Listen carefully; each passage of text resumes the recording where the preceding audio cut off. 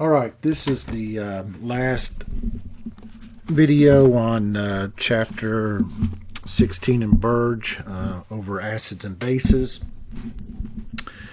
And what we're going to focus on in this lecture is what makes an acid, what makes it a stronger acid versus a weaker acid. So we're looking at structure of the molecule.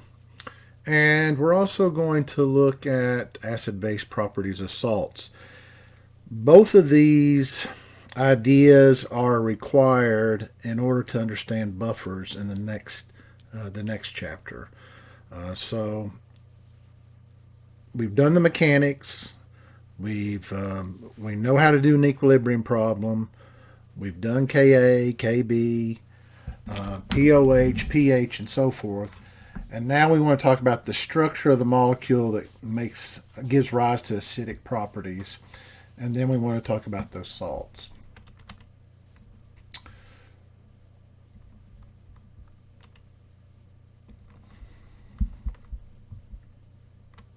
So hydrohalic acids, that's hydrogen with something out of group 17. If you don't know how to name these acids, I do have a video on naming acids. You may want to brush up on that. We're going to talk about oxyacids, and that's part of that lecture as well. So it's about a 10-minute video on naming acids. It's on my Professor of Chemistry YouTube channel. So you may want to brush up on that if it's been a while since you've talked about acids. And then carboxylic acid's an organic type acid. So the strength of an acid is measured by its tendency to ionize. And we've seen that. We've seen that what gives an acid its chemical properties is the hydrogen ion or the hydronium ion. And so a hydrohalic acid or halic acid is going to be like hydrochloric acid. So if you have hydrochloric acid, and it's HCl, and then so you have let's write this out here, HCl, and then this is all aqueous, and I get a little sloppy with that. These are aqueous. It has to be in water here, and we get the hydrogen ion released, and then we have the conjugate base. So always keep in mind that conjugate base. So the two factors that influence the extent at which this acid undergoes ionization are, one, the strength of the hydrogen X bond, so the strength between the hydrogen and the chlorine bond. The stronger the bond, the more difficult it is for the hydrogen ion to release. And the other factor, and this is the one that gives students the most problem, is the polarity of the bond. So let's talk about what polarity is. This is something that we covered in Gen Chem 1. It was chapter 9 in this book, so if you need to refresh your memory, you may want to go back to chapter 9 and read about molecular polarity. Now, if you don't understand molecular polarity, you're going to have to go back to chapter 8, and you're going to have to read about electronegativity and bond polarity. So you may need a refresher on this if it's been a while, but these two topics should have been covered. Electronegativity, when we talked about Lewis structures, and we said hydrogen has an electronegativity of 2.5 and chlorine has an electronegativity of 3.0.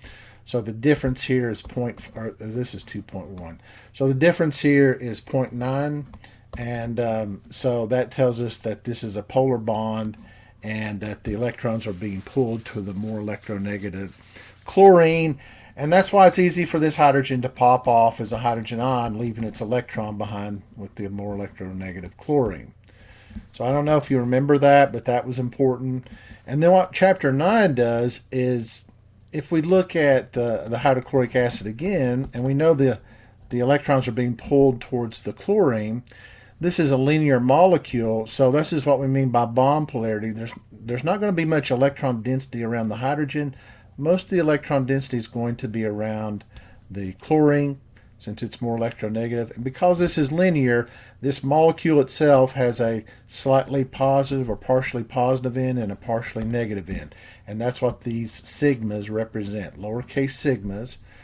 And that says we have molecular polarity. All right, so there's bond polarity in chapter 8. And then once we apply the geometry, we get molecular polarity in chapter 9. And I think I have videos on both bond and molecular polarity, but that's going to be really important from chapters 8 and 9 in order to understand this chapter. So if the bond is highly polarized, that means a large separation between the partially positive and partially negative charges, then it's likely that the hydrogen ion will break off and become a hydrogen ion. Okay, so the degree of polarity therefore gives rise to a stronger acid. So what we want to know is how does that happen? How do we see this bond polarity? So let's look at some examples here. These are all hydrohalic acids. Oops, hydrohalic. So it's hydrogen. These are binary acids. That's what we call them in Gen Chem 1. So you have hydrogen with a group 17 element: fluorine, chlorine, bromine, and iodine. So these are all strong acids. These are of the 7 strong acids. There's 3 of them right there. And then fluorine is a weak acid. And so we want to explain why fluorine is a weak acid, whereas hydrochloric, hydrobromic, and hydroiodic are not. They're strong acids. So when we look at bond strength, this bond strength between the hydrogen and fluorine is greater. So that's going to make it harder to break that bond so that the hydrogen can escape as a hydrogen ion, or ionize to a hydrogen ion, I guess is a better term. The other thing is, hydrogen only has 1 shell around it, and fluorine only has 2 shells around it, and it's not a large molecule overall, and we can't get the separation in charge between the partially positive hydrogen and the partially negative fluorine. So there's not much bond polarity here, and so it's very difficult for the hydrogen to ionize to the hydrogen ion. And so that's why hydrofluoric acid is a weak acid. Now, let's look at these acids. The bond strength is decreasing, which makes it easier to break the bond between H and X. And we're adding more and more shells around. Chlorine has 3 shells around it. Bromine has 4 shells around it. Iodine has 5 shells around it. So we're getting further and further, we're getting a larger separation between the hydrogen over here and its shell and the iodine's electrons over here. That creates bond polarity, the separation of that charge over a greater distance. That's going to make this a very strong acid and stronger than this one or this one. So that's the way it works. Bond energy is decreasing, bond strength, if you want to think of it that way, and we're getting into larger molecules, which creates larger charge separation, which is bond polarity, which makes it easier for the hydrogen to leave its electron behind with the nonmetal or the halogen. And that is what's required in order to describe hydrohalic acids. Let's talk about oxyacids. So these are all oxyacids, and if you don't know these acids, you need to know these acids. And you go, I don't know how to name these acids. It's been so long since I've had anything about naming. Again, I have a video on naming acids. You should watch it. All right. So here's what we generally look at. You look at the polyatomic ion that makes up the acid. So right there, if you look at that part, what I circled, this is CO3 2 negative. What's the name of that polyatomic ion? Well, you should say carbonate. So this is the carbonate ion. And then, if you've watched this video up here, there's a mnemonic which says, I ate something icky. So if the polyatomic ion ends in ate, the acid ends in ick. All right? I ate something icky. All right, let's look at this one. The polyatomic ion is this part here. It's NO2 negative. And you should know this is the nitrite ion. And again, if you don't know this is the nitrite ion, you're going to have to go back to chapter 2 and look at just naming. So if the polyatomic ion ends in ite, the acid ends in OUS. So this is called, so the mnemonic for this is, I delight in something delicious. So if the ion ends in ite, the acid ends in OUS. All right? So, again, if you're having trouble with this is totally foreign to you, watch my naming videos, but especially the one on naming acids. But again, if you don't know these polyatomic ions, that's going to be a problem. All right? That's going to be a problem. And you need to do that. All right. Let's see if I can erase this. No, it doesn't look like it. All right. I wanted to erase it, but that's okay. So let's look at what I want you to see here is what determines whether this hydrogen is going to leave as a hydrogen ion is, think about a box around the polyatomic ion like so, like box it off like this. If inside the box the electronegativity increases, that means it's going to pull the electron away from the hydrogen, and the hydrogen's going to easily leave as a hydrogen ion. So put a box around the entire polyatomic ion like so, outside of the hydrogen, and think about what's going on in here. And so between nitrous acid and nitric acid, you've added another oxygen, and oxygen's electronegativity is 3.5. So that's going to pull the electrons closer this way into the center of this bracket, which makes it easier for the hydrogen ion to break off. And that's why nitric acid is a strong acid and nitrous acid is a weak acid. Now, phosphoric acid is a weak acid to begin with, but this phosphorus acid is going to be a weaker acid. So generally the weaker acids will have an OUS ending, the stronger acids will have an ick ending, but phosphoric acid is a weak acid. So here we have sulfuric acid. This is car battery acid. You should know that this is a strong acid. It's one of the 7 strong ones. Notice you got 4 oxygens, 4 highly electronegative oxygens in the bracket here. That makes it easier for the electrons to be pulled towards the center or inside the bracket, and allows the hydrogen to break off very easily as a hydrogen ion. So sulfuric acid is a strong acid. And yeah, we saw that it's diprotic, and for this other one to pop off or ionize, remember that this is a Ka2, and that's Ka2 is going to be less than Ka1, which is what this one would be. Okay? So just keep that in mind. That's what we're focused on here. So it's about structure. We're looking at structure here.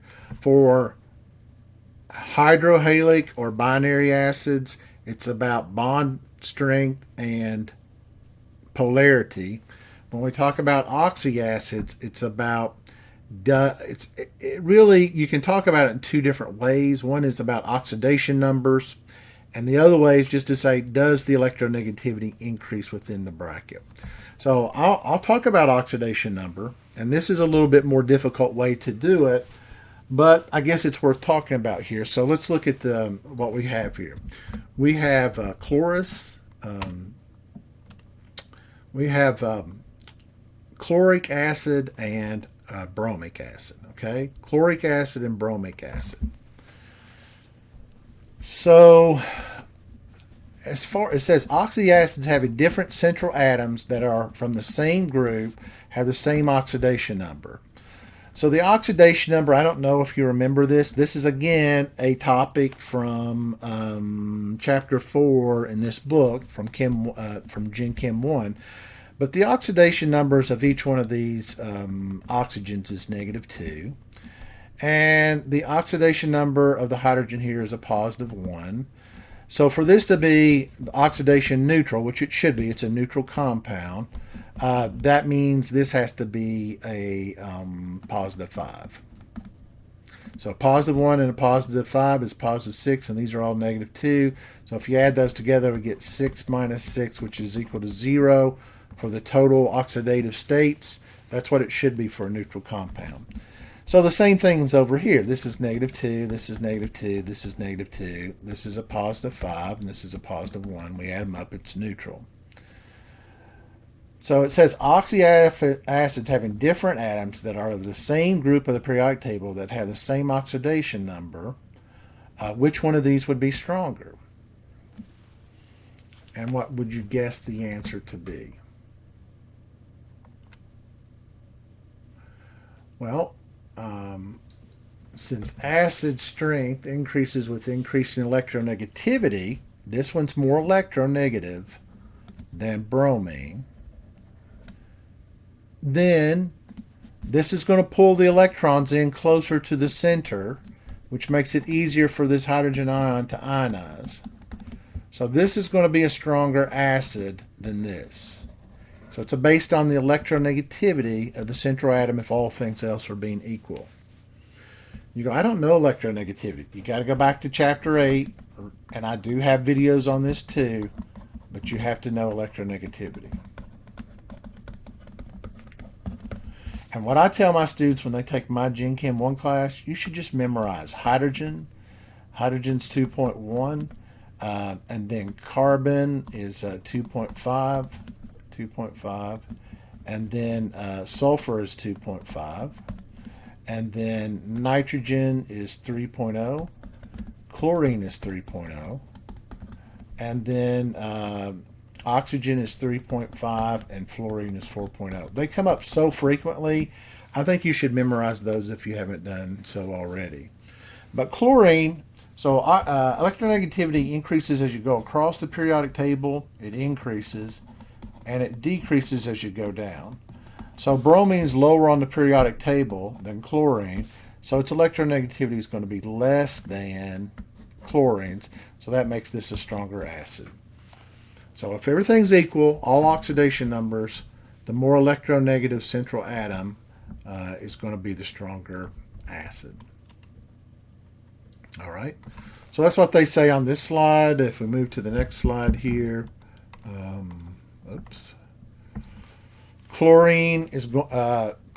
chloric acid is going to be a stronger acid than bromic acid because chlorine is more electronegative than bromine. So that's the way it works for oxyacids. All right, that's one thing. All right, let's look at another possibility. So what happens when you have the same central atom, but the oxidation states are different? If you want to think that, that's how they're going to teach it to you. This is what I like to do. Let me show you how this works. You know this is -2 according to the oxidation rules. This is a +1. So that means the chlorine has to be a +1 oxidation state. And you say, I don't know how to do that. That's chapter 4 again. Look at oxidation numbers. There's some rules. Oxidation rules. But here's what I do. I just put a bracket around this. If the electronegativity inside the bracket increases, then I know the electrons are going to get pulled away from the hydrogen. It's going to make it easier for the hydrogen to break off. So between these two acids, this one's going to be a stronger acid because you know if you add another electronegative oxygen, it's going to pull the electrons more strongly to the center, and that makes the hydrogen easier to break off. So between these two, this is going to be a stronger acid. Now, how do they formally do that? Well, they say that this is a -2, this is a -2. We know hydrogen's got an oxidation number of +1, so fluorine has to be a +3 for this to be neutral. The higher the oxidation number for the central atom, the more likely it is for the electron to be deposited and the hydrogen ion to leave. So if you're going to compare chlorous acid to chloric acid, now you've got 3 oxygens attached to the central atom, And so the oxidation number for chlorine is positive 5 if you want to do it that way. But the bottom line, inside the bracket says increased in electronegativity. It pulls the electrons off the hydrogen much more readily, and that makes the hydrogen escape as or ionize as a hydrogen ion. And then here's the ultimate perchloric acid. Again, we've added another oxygen. Oxidation state on the chlorine is positive 7. And so definitely going to strip the electron off the hydrogen. The hydrogen's going to leave as a hydrogen ion. So oxyacid's a little different. We're not talking about bond strength. We're not talking about polarity. We're talking about oxidation numbers. And if oxidation numbers are all the same, then it's about electronegativity of the central atom.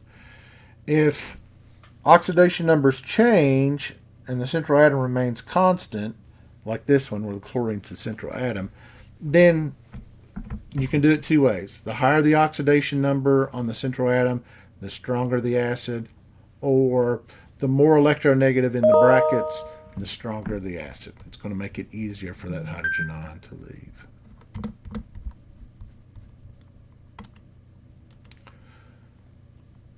So the ability of chlorine to draw electrons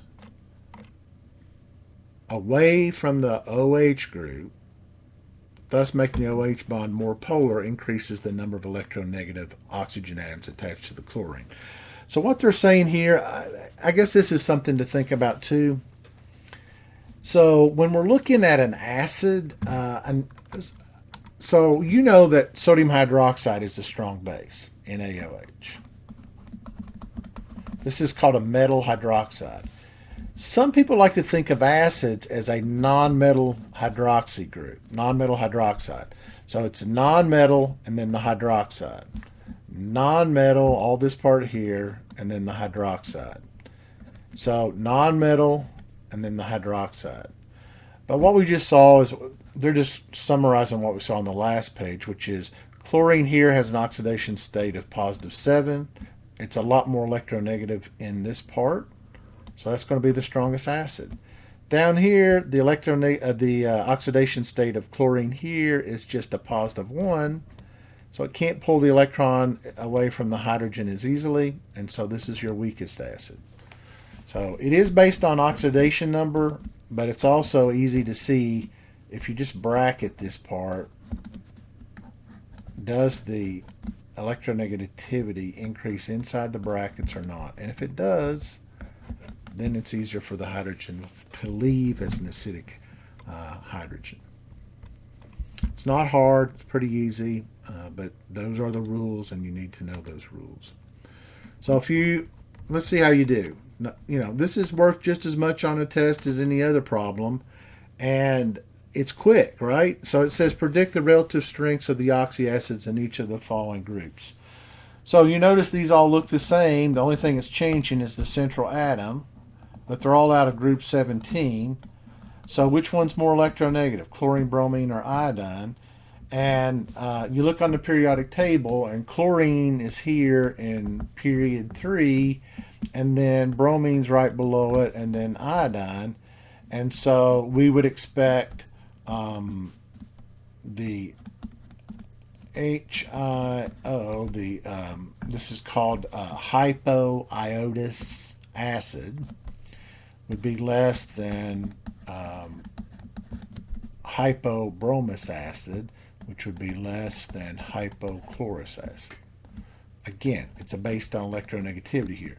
Now, between these two, I would like you to look at it like here's the hydrogen and then the nitrogen. Well, let's put the oxygen. Then the nitrogen and then oxygen here and an oxygen here. And you can look inside the bracket and you can tell this one's got more electronegative oxygens around the nitrogen than this. So it says, so then we would say HNO2 is less of an acid than HNO3. All right. So these are real easy. Didn't take that long. I mean, I'm explaining it. It only took a minute. So that's what we're looking for here. So electronegativity is for part A. For part B, it's oxidation numbers, or is the electronegativity increasing in the bracket? All right. Now, this gets a little confusing. I don't really like the way that how I would have flipped the. So acid strength decreases as follows. So is that what the question asked for? And I might have made this mistake. Let's go back. I could have made a mistake here. Predict the relative strengths. It doesn't say whether it's increasing or decreasing, so it doesn't matter which way you draw it there. As long as you got the, I mean, I would have done it. I would have done that differently. So let's just talk about this for a second. So if they went increasing acid strength, it doesn't. I mean, see how this is showing that? I would have just said this is the weakest. Then this, just like I drew, and then this would be the largest. Okay. Either way, they both mean the same thing. The greater than sign is going towards the chlorine. Okay. And then B, yeah, actually this is much stronger than that. So be able to do that. This is easy points here. All right, the next thing is organic acids, like carboxylic acids. The one we've seen a lot of in this chapter is acetic acid. All right. So what's going on with acetic acid is its conjugate base. If I take this hydrogen off of acetic acid, or whatever acid we're going to do here, it's a carboxylic acid. If I take the hydrogen off, and it leaves its electron behind, so we're losing this as a hydrogen ion, then the negative electron can be on this oxygen and a double bond on this oxygen, or it can be on this oxygen and the double bond on this oxygen. So that's called resonance. And again, if you don't know about resonance structures, again, refresh your memory to Chapter 8. Chapter 8 is about Lewis structures and resonance. So both of these are present. Both of them legally follow the Lewis structure rules. And so that's the way we represent the deprotonated carboxylic acid. So acid strength. Here, this is acetic acid. How do you know it's acetic acid? Because it's 2 carbons. This is the acidic hydrogen here. Remember, non-metal hydroxide. That's the way we think of acids, non-metal hydroxide. And this is interesting because look at the Ka for acetic acid and then look at the Ka for chloroacetic acid. I mean, we're 100 times stronger acid for chloroacetic acid than acetic acid. Why? You've added this electronegative chlorine here. Where there once was a hydrogen with an electronegativity of 2.1, the chlorine is 3.0. So again, if you think of this in terms, that's why I like this bracket way of doing it. Bracket outside of the hydrogen, like so. If the electronegativity inside the bracket increases, that makes it easier. Actually, I didn't do my bracket far enough out there. It makes it easier for the hydrogen to ionize into a hydrogen ion. Since the electronegativity increased from 2.1 to 3.0 inside the brackets, this is going to be, chloroacetic acid is going to be a much stronger acid than acetic acid. Pretty easy to look at. Doesn't take that long. This is not these ice tables and doing all that. All right, last topic that we're going to cover in chapter 16 is basic salt solutions, acidic salt solutions, neutral salt solutions, salts in which both the cation and anion are hydrolyzed. I can't stress enough, this is the most missed part of this chapter, and if you don't get this down, you're not going to get down buffers in the next chapter, all right? So you need to spend a lot of time on section 1610 here. I just find that students who don't get this, it just falls apart for them in the next chapter. And it's not that difficult. So here's what we're doing. We are looking at a weak acid. Okay, so the weak acid that we're looking at is hydrofluoric acid. And we know that hydrofluoric acid is a weak acid. We have that memorized. We know that it and again, I'm writing it in the shorthand way, that it ionizes into the hydrogen ion and fluoride ion. And we know this reaction doesn't go 100% to completion because HF, hydrofluoric acid, is a weak acid. So mainly this reaction stays on the reactant side and very little is converted to the ions. Very little is ionized. That's what weak acids do. Remember, it's Ka equals the products over the reactants, and the reactant in this case is the molecular acid, and Ka is going to be much less than 1, so that tells us this is favored over the products. So if this is a weak acid, we know that, then we know this is a relatively strong conjugate base. Strong conjugate base, SCB. So if I take this conjugate base and I add it to water, water will release a hydrogen ion to the fluoride ion, and we get the molecular acid and the hydroxide ion. So this is a specific example of salt hydrolysis. You need to know that. Salt hydrolysis. It's the dissociation of the salt reacts with the water to produce either the hydroxide ion or the hydronium ion. In this case, it produces the hydroxide ion, and that's going to make this solution basic. Okay?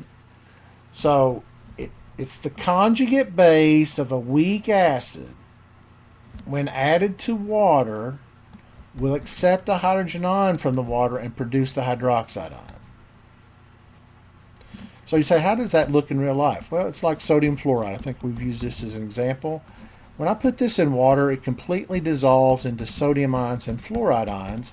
And then we got to recognize this fluoride ion is the conjugate base of a weak acid. So this is a fairly strong conjugate base. And yes, it will react with water, undergo salt hydrolysis, and produce a basic solution. So the pH actually increases when you add fluoride ion to water.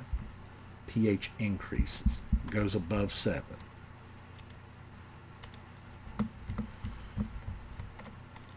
Okay, so in general, when we have the conjugate base of a weak acid, we add that to water. There's a typo there. We will form the weak acid, because that's the way the acid wants to be. A weak acid wants to stay in its molecular form. And we generate the hydroxide ion, and the pH goes up. So these are all conjugate bases of weak acids. So if I add any one of these, like if I add sodium bicarbonate, baking soda, got an upset stomach, you take a little bit of water, mix some sodium bicarbonate. Sodium bicarbonate dissolves in the water, becomes sodium ions and the hydrogen carbonate ion. This is the conjugate base of the weak acid carbonic acid. So this will react with water and form the weak acid carbonic acid and generate the hydroxide ion and make a basic solution. Now again, this is equilibrium can be established. The arrows go both ways. But baking soda, when added to water, makes a slightly basic solution, and that's to neutralize the stomach acid. So, again, I can't stress it up. It's the conjugate base of a weak acid will undergo salt hydrolysis, and that will produce a basic solution. All right. Let's do an ice table to prove it. So here we have a solution of fluoride ion mixed with water, and here's our reversible reaction, double-headed arrows there. And we have the weak acid being formed, hydrofluoric acid, and the hydroxide ion being formed. So they say calculate the pH of a 0.10 molar solution of sodium fluoride. So the sodium fluoride, which we've seen before, it dissolves into sodium ions and fluoride ions. And the sodium ion is a spectator ion. It's not going to react with water. So we're not worried about the sodium ion at all. But you can't buy sodium ions or fluoride ions. You have to buy it as a salt. So here's my salt, sodium fluoride. Here's my equation. Here's my ice table, which is that equation. I have 0.10 molar fluoride ion. Water not going to change in concentration appreciably. But initially I have 0 of the molecular acid and I have 0 of the hydroxide ion. Because these are 0, again, we know Q is less than K. The reaction goes in a forward direction, so that's how we know this is minus X, because it's all 1 to 1 as far as the mole-to-mole ratios. And we're going to gain X amount of the molecular acid and X amount of the hydroxide ion. Here are my equilibrium values for this reaction. And so my question to you is, are we going to use a Ka or a Kb? Well, we're going to use a Kb. Why? Because our expression has the hydroxide ion in the expression. It's not the hydrogen ion or the hydronium, it's the hydroxide, so we need the Kb. And we learned in the previous lecture that to get the Kb, we take the ion product constant of water, Kw, we divide it by the Ka for hydrofluoric acid, all right, and we get the Kb for the fluoride ion. So let's go to the next, just plug it into the expression, okay? Plug it into the expression. And we get x squared over 0.10 minus x. We're going to assume this x is negligible. And then we're going to solve for x. So 1.4 times 10 to the negative 11th times 0.10 molar. Take the square root of both sides. We get 1.2 times 10 to the negative 6. Again, it's important at this point you go back to the ice table and see what X represents. X represents the hydroxide ion concentration.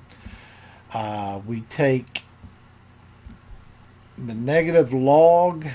Let's see, what's going on here? This is a little strange.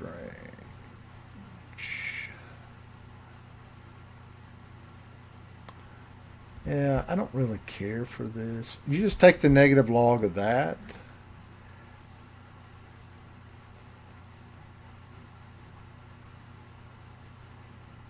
Let's see what that is. Take the negative log of 1.2 times 10 to the negative 6.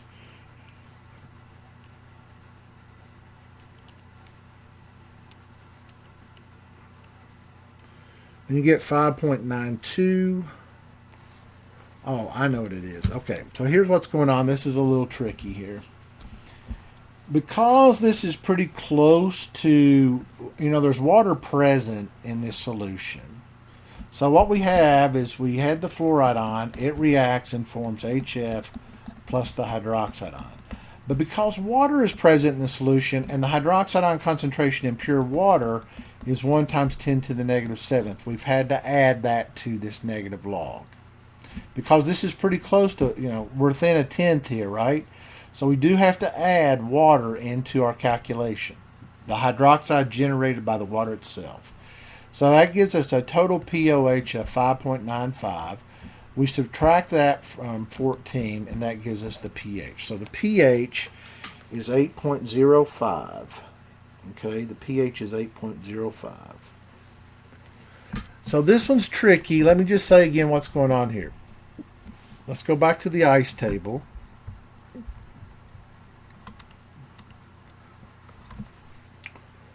So we calculated X, and X is equal to 1.2 times 10 to the negative 6. And so that's what we plug in here, 1.2 times 10 to the negative 6.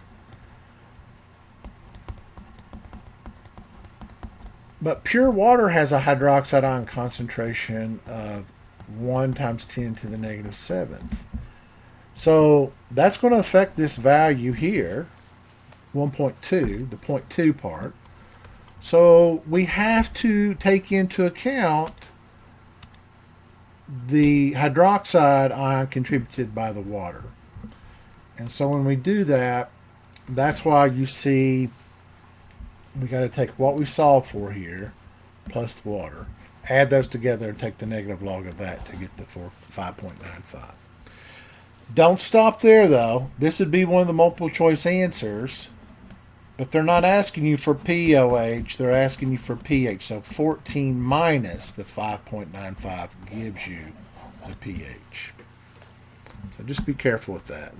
That's a little tricky, but you can do it. All right, so let's look at an acidic salt. So we talked about this already. Real world application is when we fertilize the fields, either your lawn or where you grow corn or whatever. So here we're using ammonium chloride instead of ammonium nitrate. We don't generally use this as a fertilizer because the chloride can affect plant metabolism, but let's go with it here. So this is a salt. How do you know it's a salt? Because it's a polyatomic ion.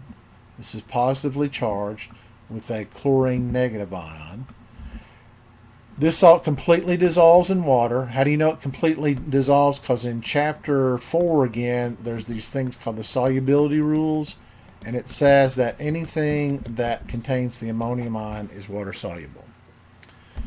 So now we have the ammonium ion. It's going to react with the water. It's going to undergo salt hydrolysis.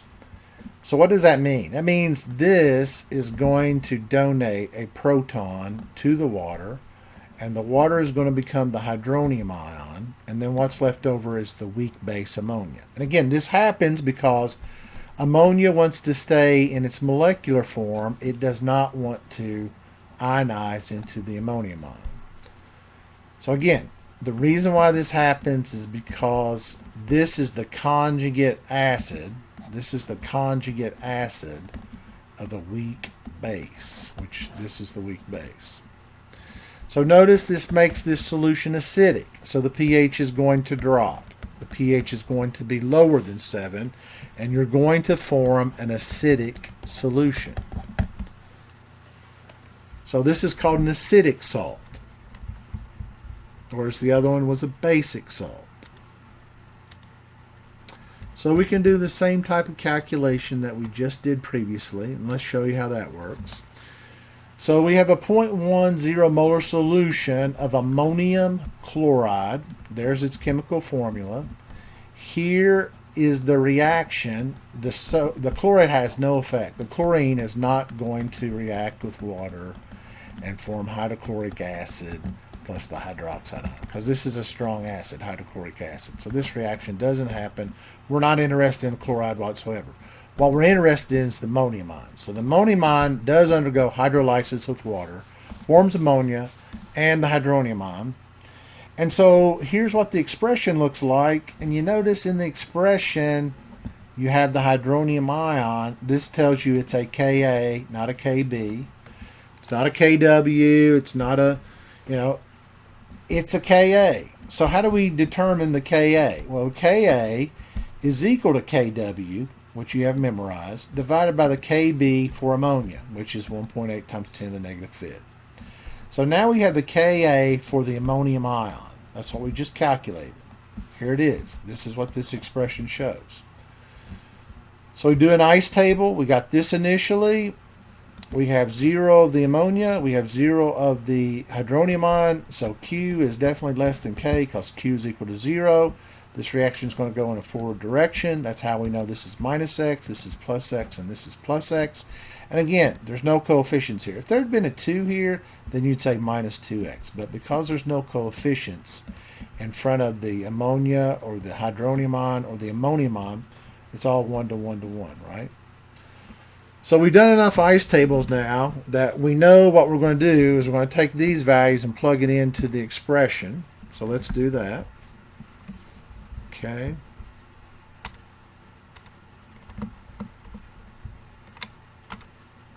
I'm going to make the approximation that this X is negligible, which makes it easier for us. We don't have to deal with the quadratic. Solve for X, and we find out that X is equal to 7.5 times 10 to the negative 6. All right. Now that number is getting fairly large. It's getting to be about almost 1 times 10 to the negative fifth. So the hydrogen ion doesn't come into play here. It doesn't affect this digit here, so that's why we don't have to add the concentration of the hydrogen ion. So if I just take the negative log of this, I get a pH of 5.12. So adding ammonium chloride at 0.1 molar concentration at 25 degrees Celsius lowers the pH to 5.12. Easier problem because it's large enough here that we didn't have to take into account the hydrogen ion contribution by the water. So metal ions that dissolve in water can also react with water, and they form acidic solutions. And so the best thing to do here is just memorize these. There's not too many here. I can tell you the ones that are probably the most important are the aluminum and the iron and the chromium. So if you said, I don't want to memorize all these, at least memorize these three because they come up more frequently than the other ones. So what happens here is because these ions are highly charged, they can form a complex with water. And so this is what that complex looks like.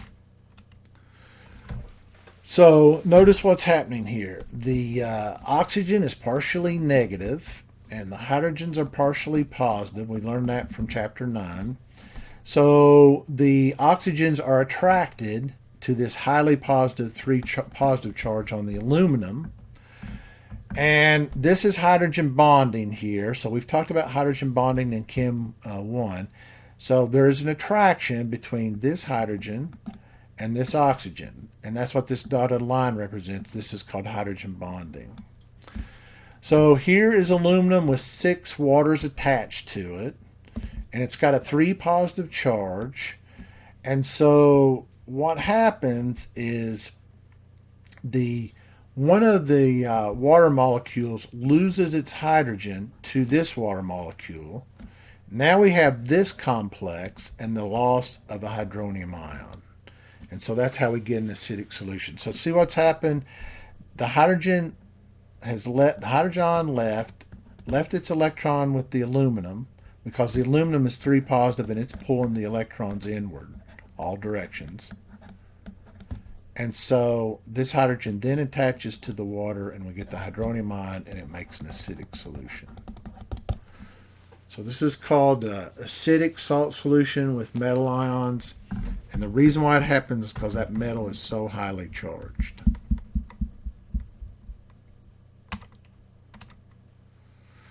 We do the Ka for this. You can see that it's not a big number, and it shouldn't be. It's telling us that mainly what you want to see. It stays mainly as this. Very little of it actually goes through this transformation that you see here, and that's told by that small Ka value, 1.3 times 10 to the negative fifth. All right. The only other thing I will say here is it is generally sufficient, however, to take into account only the first stage of hydrolysis when determining the pH of the solution.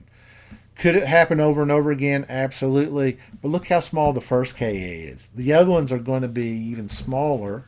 We've seen that. Ka2 is never greater than Ka1, so that's why they only do the first one.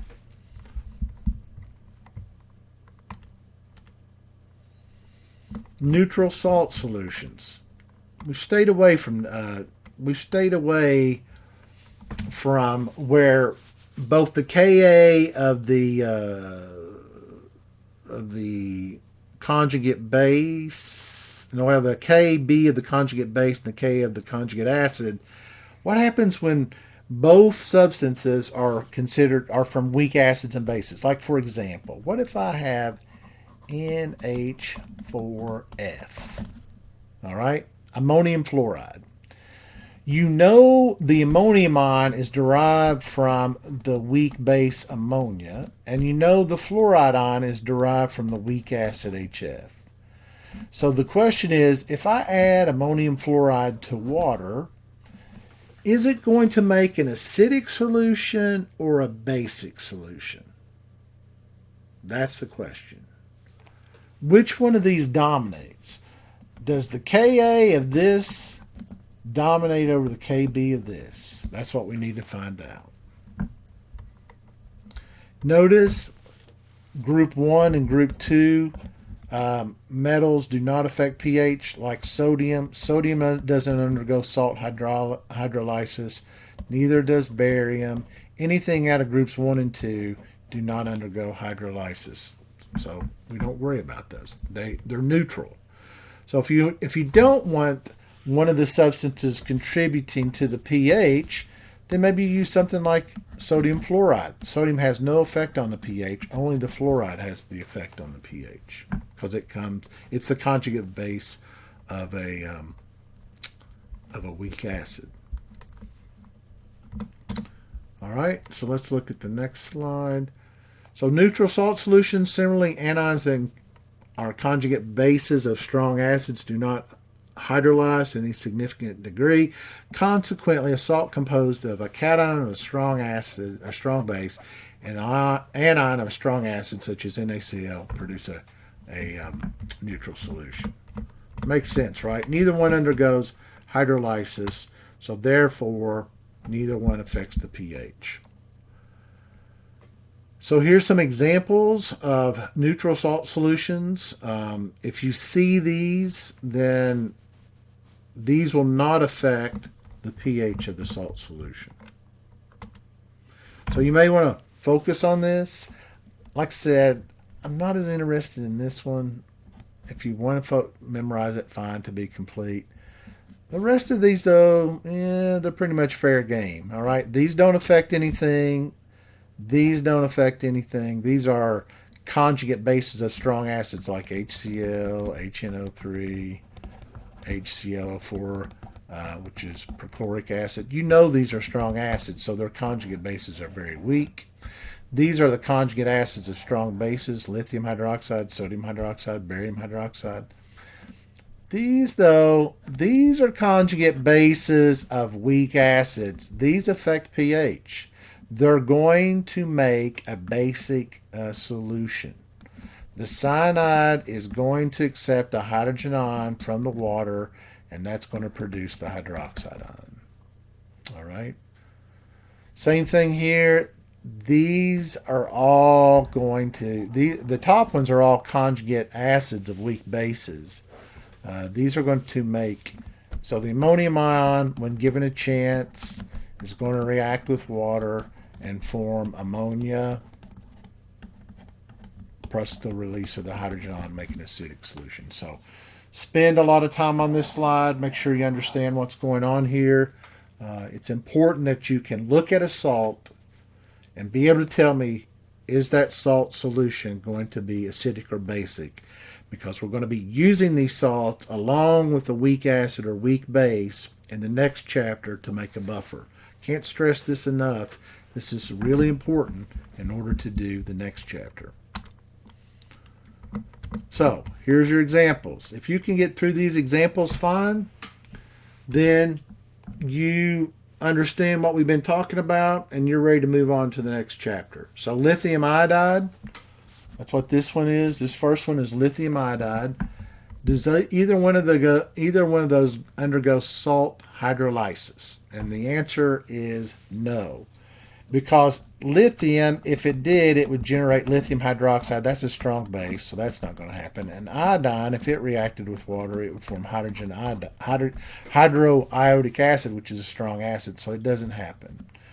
When we look at this is the conjugate base of a strong acid, has no effect with water, but the ammonium ion does release its hydrogen ion, and so because this is the conjugate acid of the weak base ammonia, so this is going to make an acidic solution. This one, no effect. It's group 2 with nitric. This one, the potassium has no effect because it's out of group 1, but the nitrite ion will accept the hydrogen ion from water and form the weak acid plus the hydroxide. So this is going to make a basic solution. And then the last one, cyanide, yes, it's a conjugate base of a weak acid. It is going to accept a hydrogen ion and form the weak acid plus the hydroxide. So that's going to make a basic solution as well. All right, you have to be able to do this. Practice, practice, practice. And if you do that, you'll get the correct answers. Neutral, acidic, neutral, basic, basic.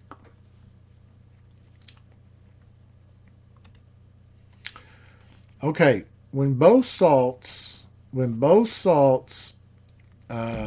undergo salt hydrolysis, here's the rule of thumb. If the Kb is larger, the solution is going to be basic. All right, if Kb is larger than Ka, that means this number is larger than this. That means it lies farther to the right. It's going to make more hydroxide ion because that's what Kb is related to. It's going to make a basic solution. If Kb is less than Ka, then this one dominates and the hydrogen ion is going to dominate, and that's going to make an acidic solution. When they're about the same, the solution is neutral or nearly neutral. All right, that's where we're stopping in this chapter. You can read the rest of the chapter, but it's mostly descriptive, and it may help you. I'm not asking you to be able to, pretty much what the rest of the chapter is saying. Let me just point out what's saying here. If you have a metal oxide, like calcium oxide, that's going to form a basic solution, calcium hydroxide. So metal oxides form bases, non-metal oxides form acids. All right, so that's what this next section's about. That's really all I want you to know. Metal oxides form bases, non-metal oxides form acids. And then the last section's on Lewis acid-base theory. I'm not covering it in this class. You'll be exposed to Lewis acid-base theory when you take organic chemistry. It's great for organic chemistry because a lot of times you're dealing with non-aqueous systems. Everything we do in Chemistry 1 and Gen Chem 2, we're dealing with aqueous systems. And so the Lewis theory is better for non-aqueous systems. So that's where we'll stop at, and that finishes Chapter 16.